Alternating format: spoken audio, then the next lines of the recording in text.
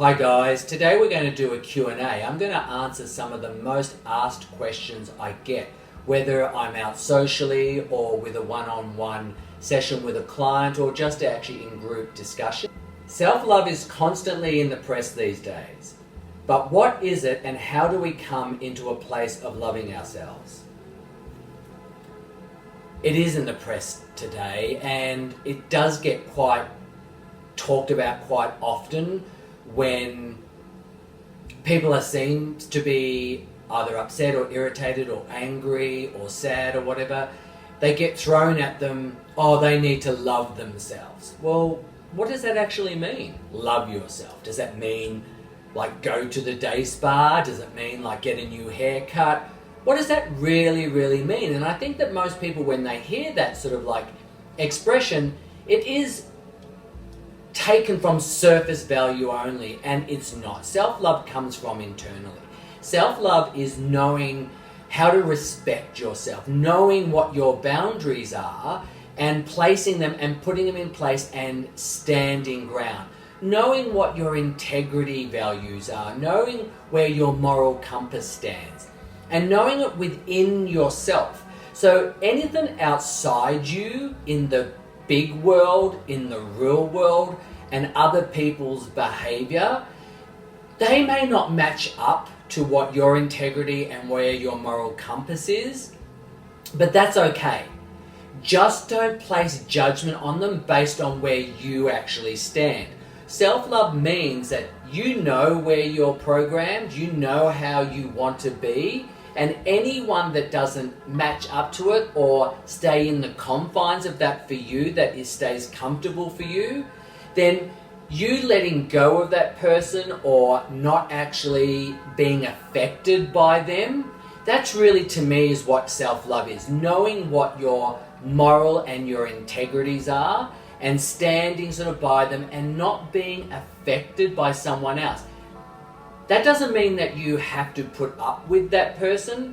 What it really means is that you just got to show love and respect to that person, because you're showing love and respect to yourself that you won't put up with it and they're not your values. You're not going to place a judgment on them.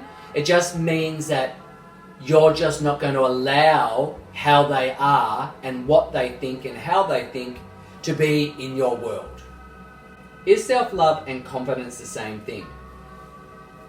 Absolutely not. I myself have, from day dot that I can remember, even with my parents, even with my school teachers, even with friends, they've always said, you have so much confidence and blah, blah, blah. And yes, I do, because I developed that from an early age. I had great parents that instilled that in me, never really said no to me unless I was going to hurt myself, like sticking my finger into an electric socket or grabbing hold of the hot water on the stove, the standard sort of like parent protection things. But I was never told no to want something or achieve something or investigate something or study something or do something. So I guess that encouraged my self-confidence. No really isn't in my vocabulary. I always do believe there's a problem to every solution. So that's my self-confidence. I always believed I had self-love until, again, later on in life when I did more research into it. I actually even did like sessions, whether they were psychology sessions and even kinesiology sessions. What I discovered about self-love is really knowing who you are, knowing who it is that you want to be, what your purpose in life is, and loving that. The good, the bad, the ugly, the indifference of everything that you are, that you embrace it and you understand it, and you can change any of the things that you want to at any sort of one given time. I do believe that actually self-love comes from mutual self-respect, because once you have self-love and once you have self-respect, it's automatic for you to actually give it to anyone else outside you, even if they're not showing you that respect. Self-love comes from within, in understanding the essence of actually who you truly are. So yes, there is a difference between confidence and self-love, but when you get the two together, you do become unstoppable. Does the way we style ourselves and the way we behave have anything to do with self-love? Oh, okay. Kind of yes and no. It depends on which way you go about it. I know in my life, I seem to have actually been a bit of a Benjamin Button. I seem to be sort of like going back to front. Confidence and style, without sounding egotistical, I've always had it because I was led by an example, and that was my father. He was extremely stylish. He was an amazing gentleman. He taught me rights and wrongs. He placed into me my moral compass and my integrity, and then as I became an adult, I just actually built on it by learning through mistakes and also to questioning my own integrity and my morals. So style doesn't mean self-love. Style can actually mean how you want to be seen or how you see yourself. The two are sort of different. But in saying that when you do develop a style, and what is style, truly? It actually is a reflection of the individual.